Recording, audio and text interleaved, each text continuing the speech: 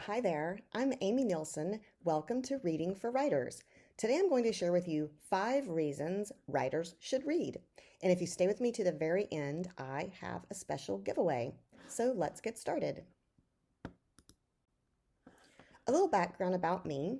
I am a former youth librarian of 20 years.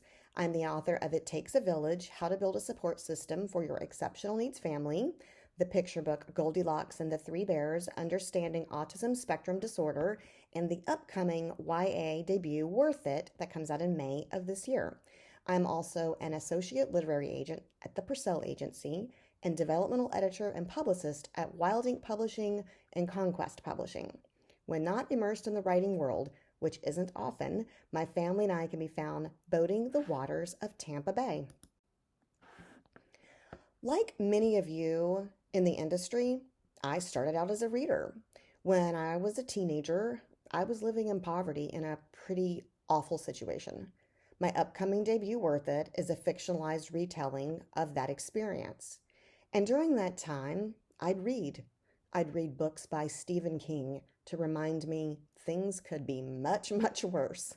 I'd read books by Danielle Steele to show me things could be better. Both helped me claw my way out of there. Books really do have the power to change lives, and I want to share 5 reasons why you should read and how that can help you get your story into the world and possibly be the story that changes a reader's life. We're going to go into each of these in detail, but here is an overview of the 5 reasons that writers should read. So number 1, you can see how successful writers craft a compelling opening to pull agents, editors, and readers in.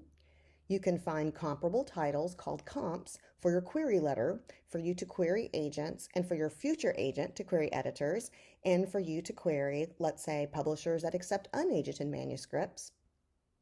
3, you can build a platform as an industry expert when you share book reviews on social media, Amazon, Goodreads, etc. 4, you can stretch your writing muscles by reading outside of your genre. And 5, which I think is the most important, you can help to elevate other authors by being a champion for literature and building your writing community. So let's dive in a little deeper. I read an interesting statistic. The average person has an attention span of 8.25 seconds. Yeah, that's it. That's about 20 words. So you see why a killer opening of your story is key. Readers are disoriented when they drop into your book world. Add to that a buzzing cell phone, email and social media notifications, family obligations, work obligations, exhaustion. You must grab them quick. A lot of times writers start their stories by explaining everything. They world build, delve into character backstory, all things that prevent a reader from knowing what is happening right now in this scene. So how can you learn to do that? By reading. And you don't have to buy a ton of books. For most books, Amazon allows you to read a sample. And sometimes it's full chapters depending on the length of the book. So what should you be looking for when you're reading opening chapters of books? So these are the things that I think, as you're out there reading books similar to yours, that you should be looking for that will help you improve your craft. A killer opening line. Yes, it's important. Your first line needs to be as unique and catchy as your unique story, and it may take you some time to come up with it. So go on Amazon, pull up samples of other best-selling books, and see what those authors are doing for their first opening line. Next, look at their opening paragraph. To me, as an agent, an opening paragraph, just the length of it matters a lot, because a reader's eyes are going to be like scouring that page. They're kind of disoriented again, and you don't want to lose them because there's a chunk of paragraph that's, takes up the entire first page. Now, that's not always the case. You're going to find books out there as you're reading, and that first paragraph is going to take up the whole first page. There are exceptions to all the rules. I just encourage emerging writers to play by the rules in the beginning and experiment later. So go out there and look and see what debut authors and seasoned authors are doing in their opening paragraph. And again, we're going to look at the opening page. Is something compelling happening on the opening page? Is the author planting curiosity seeds to compel the reader to turn the page? Did we meet the main character on the opening page? Do we know where we are in time and place on the opening page? So these are some questions that you can ask yourself as you're reading other authors' opening pages. An opening page or opening chapter can have multiple scenes, but the first scene, I would argue, is the most important one. And I want to see characters interacting with each other. And I want to see tension. So as you're out there reading books, are you seeing characters interacting with each other in the opening scene? Is there tension in the opening scene? So check that out. See how other authors are doing it.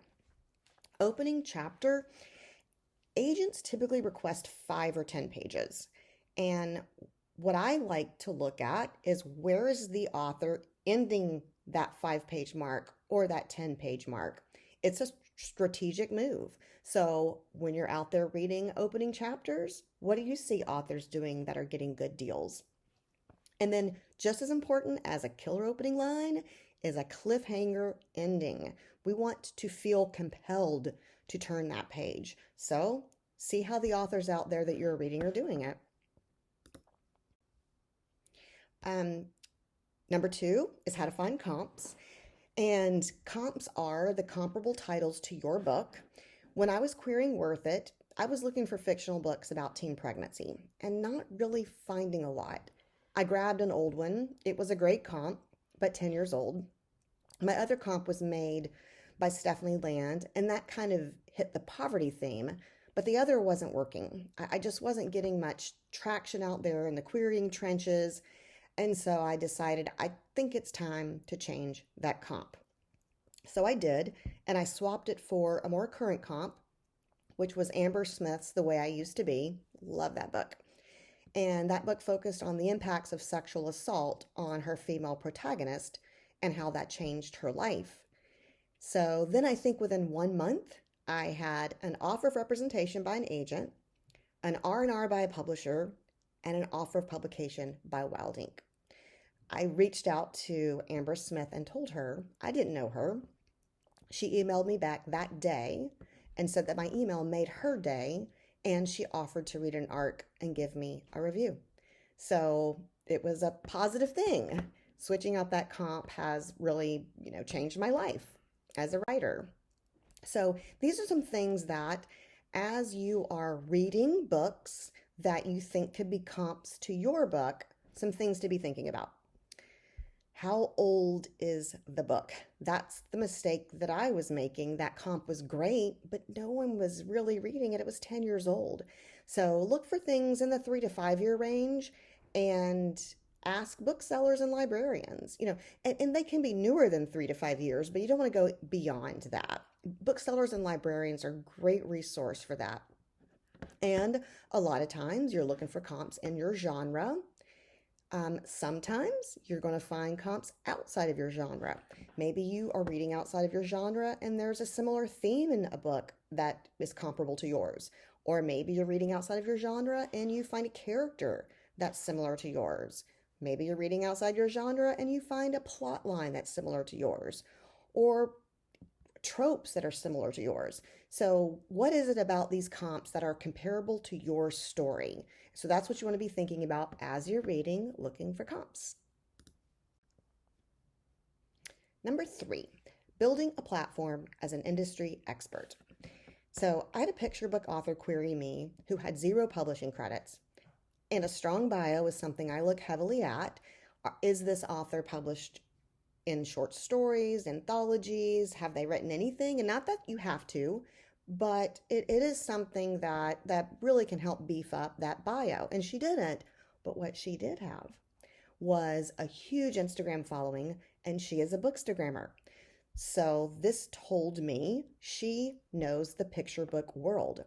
And she posted multiple reviews weekly, and I was really impressed by that. I already knew that I loved her book, but this made me know that She's invested in this industry. And guess what? I signed her. She is currently on submission for her adorable disgruntled hedgehogs. So optics really matter in the publishing world. And building that platform as an industry expert is one way that you can showcase that you're committed to what you're doing. So how can you do that? So my husband calls this kind of water cooler talk. It's kind of when everyone, all the employees at a certain company, meet in the company lounge or by the water cooler and talk about what everybody's watching on TV or what movies everyone's watching or what music everyone's listening to. And you can kind of have that social conversation. Well, it's important to be able to do that as an author too. And so here are some ways that you can build a platform as an industry expert. Read what everyone's talking about. And this sometimes was challenging for me because I like such specific books. But once I started reading what everyone's talking about, I really enjoy being able to be in those conversations. Read debuts. A lot of times there's a lot of buzz around a debut. Same with new releases by seasoned authors, award winners, even classics. And share what you are reading through reviews and social media. It is very important. Once you start building that following, wherever you start sharing these reviews, you're just going to look like someone who is just committed to the industry. And I think that, again, those optics matter. Number 4, reading wide. If you do number 3, you probably are going to be reading wide. So I'm in my daughter's book club, and each month a different person picks the book we're going to read. This has forced us all to read outside of our preferred genres, and I've learned a lot from it. And I think you will too. So reading wide or outside your preferred genre, these are some of the things that I think you'll gain from that. First, discovering new genres. You may be writing one particular genre, read another, and decide to experiment with that. You can discover new story structures. Maybe you've always written chronologically, then you read a dual timeline and fall in love with that structure and want to give that a try. You can discover new tropes. Maybe you read an enemies to lover romance that you love and it inspires you to want to give that a try. You can discover new age ranges. If you've never tried, let's say, writing YA, reading YA may give you a blueprint for how to capture that voice. And I think also discovering the unexpected. You never know what you don't read. And lastly, and as I said in the beginning, I think this is probably the most important reason to read, and is to support the writing community. Everyone from readers to writers to agents, editors, publicists, and more. We are all a part of the same community. And when we lift up one, we lift up us all. When you buy, read, and review authors, you lift up the whole community. You support intellectual freedom, which is very important to all of us in the writing community. And when you lift up someone in the writing community, they are likely to return the favor. Think about Amber Smith, who I comped in my query, offering to give me that ARC review. So thank you so much for joining me for this session. It was an absolute pleasure preparing this presentation for you, and I hope that you gained some insight about reading through it. I hope you learned something inspiring, and as a special treat, I'm going to be giving away one free query submission review for an attendee. So how you're going to apply for that is during the time that this session is attending, or during the time that this session is going on, this conference, go to my website, amynielsenauthor.com, click on the writing advice link, and go to the blog about the query submission giveaway. And all of the instructions will be there. So you can apply between March 15th and March 17th of 2024. And the winner will be announced by Wednesday, March 20th via email and posted to social media with instructions on how to submit. So this recording is taking place in January of 2024, and I'm not sure if I will be open for queries by the time this airs, but feel free to check Query Manager to see. You can also check on my website at the Events tab at the top, as I will be attending some in-person and virtual pitching events this year. So that may be another way to query me if you have a story that fits my manuscript wish list and I'm not open. I hope this was helpful for you. Have a great rest of your day.